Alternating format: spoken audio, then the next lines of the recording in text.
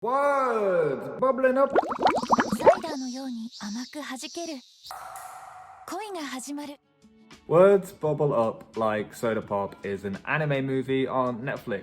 You might have fancied it for its vivid, attractive colours and quirky name. A name so quirky that it can only be a direct translation from Japanese, which it is. And it's a weird name in English. I think almost anything else would have worked better. They could have called it Bat Piss, and I think it would have been an improvement. Apart from the name, it's definitely worth a watch. It's very aesthetically pleasing, and I mean aesthetic both literally and in the modern online use of the word, which seems to mean purple. The soundtrack is also very modern, online-y and lo-fi. The best way to describe the feeling of the film is the lo-fi study girl's daydream.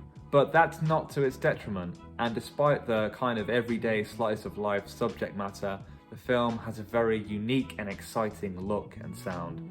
This combination of quirky aesthetics, the 3D cel-shaded environments, and the strange setting of a countryside Japanese mall in the summertime give the film an otherworldly feeling.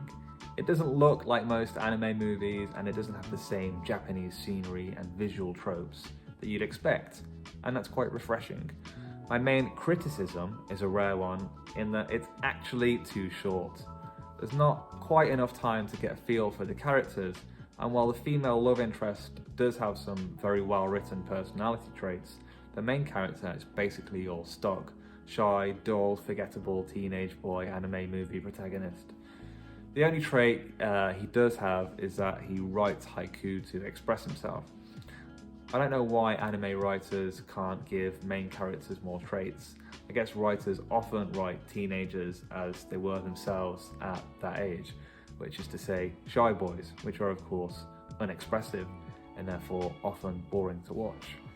I don't think unexpressiveness is necessarily a bad thing, but when the movie is this short, it lacks enough time with the characters to get the character development that you really need. This lack of character in the movie made the potentially hard-hitting emotional moments more, well, soft-hitting. And to add a last piece of bread to this shit sandwich of a movie criticism, I'll praise the plotting. The story is very well plotted, and there's a nice Kisho Tenketsu structure to it that wraps up very nicely. Things are set up and paid off well, and the story would be perfect if the characters were developed enough for you to care more about them.